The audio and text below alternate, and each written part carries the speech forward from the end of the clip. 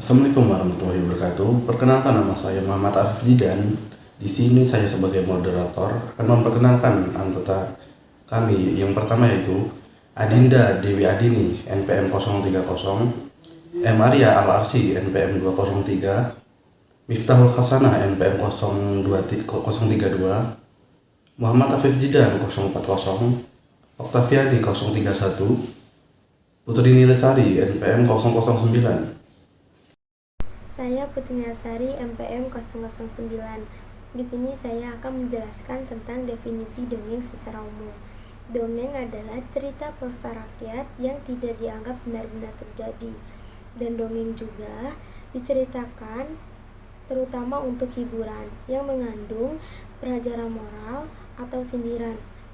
Terkadang dongeng juga bercerita tentang kejadian asal-usul suatu tempat atau tentang binatang yang mempunyai perilaku seperti manusia. Mungkin itu saja yang saya bisa sampaikan. Materi selanjutnya yang akan disampaikan oleh rekan saya. Ya baik, saya akan melanjutkan materi tentang beberapa ahli yang mendefinisikan dongeng. Yang pertama menurut Hugh, Hepler, dan Hickman, dongeng adalah segala bentuk narasi baik itu tertulis atau oral yang sudah ada dari tahun ke tahun. Jadi dongeng adalah segala bentuk cerita-cerita sejak dulu yang sudah ada diceritakan secara turun-menurun. Yang kedua menurut Triono, dongeng adalah cerita khayalan atau cerita yang mengada-ngada serta tidak masuk akal dan dapat ditarik manfaatnya. Jadi cerita terdapat dalam dongeng adalah cerita khayalan yang terkandung di luar akal sehat.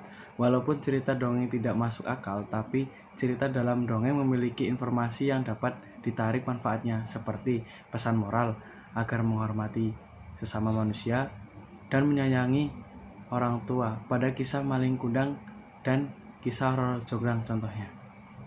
Yang ketiga menurut Carl Lemon and Kennedy, dongeng adalah cerita sejarah yang berisi pengalaman tentang kejadian masa lampau past human event dan merupakan salah satu sumber sejarah berupa tradisi lisan. Yang keempat menurut Sawyer and Coleman, menurutnya dongeng merupakan cerita biasa yang mengisahkan tentang cerita peri. Dongeng adalah cerita yang tidak indah. Dongeng mengisahkan tentang kebaikan yang akan selalu menang melawan kejahatan. Cerita ini sejarah turun-menurun disampaikan sejak dulu yang merupakan kisah kebudayaan. Yang terakhir yang kelima, menurut Ainun, dongeng adalah cerita yang berisi tentang kisah-kisah menakutkan seperti ibu peri yang jahat.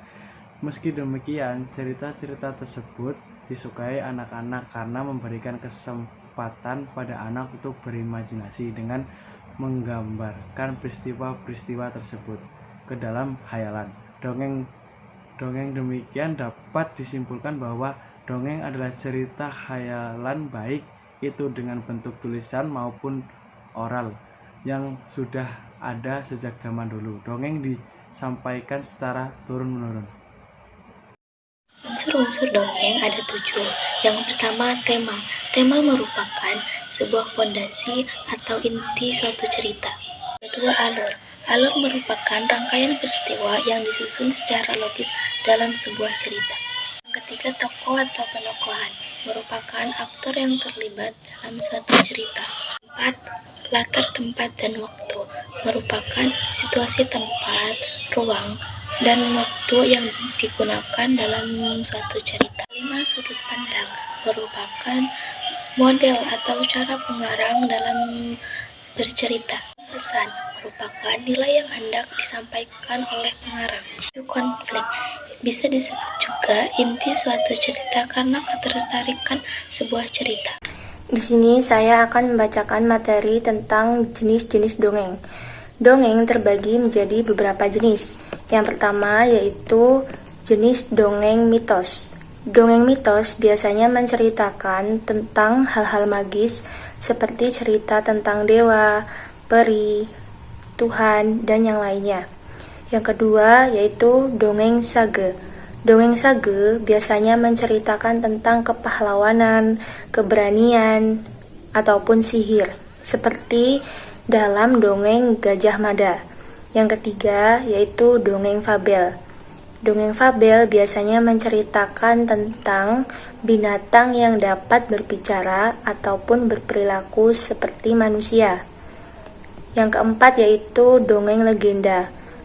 Legenda biasanya menceritakan tentang sebuah peristiwa ataupun asal-usul suatu benda maupun tempat. Selanjutnya yaitu cerita jenaka. Cerita jenaka juga merupakan bagian dari jenis-jenis dongeng. Cerita ini biasanya berkembang di masyarakat dan dapat membangkitkan tawa. Selanjutnya yaitu cerita pelipur lara. Cerita ini bertujuan untuk menghibur tamu di pesta dan biasanya diceritakan oleh seorang ahli. Selanjutnya yaitu ada cerita perumpamaan. Cerita perumpamaan yaitu suatu bentuk dongeng yang mengandung kiasan. Baik, materi selanjutnya yaitu manfaat dongeng. Manfaat dongeng bagi anak: menumbuhkan sikap proaktif, mempererat hubungan anak dengan orang tua, menambah pengetahuan, melatih daya konsentrasi, menambah perbendaharaan kata, menumbuhkan minat baca, memicu daya pikir kritis anak, dan merangsang imajinasi, fantasi, dan kreativitas anak. Manfaat dongeng: dongeng sebagai salah satu dari sastra anak, berfungsi untuk memberikan hiburan, juga sebagai sarana untuk mewariskan nilai-nilai yang diyakini kebenarannya oleh masyarakat pada waktu itu. Berbagai manfaat dongeng yang dapat dipetik dari kegiatan mendongeng adalah: yang pertama, menumbuhkan sikap proaktif. Yang kedua, mempererat hubungan anak dengan orang tua.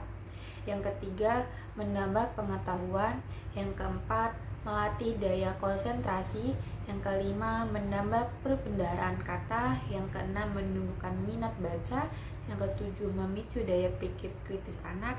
Yang kedelapan, merangsang imajinasi. Yang kesembilan, fantasi. Dan yang kesepuluh, kreativitas anak, memberi pelajaran tanpa terkesan menggurui.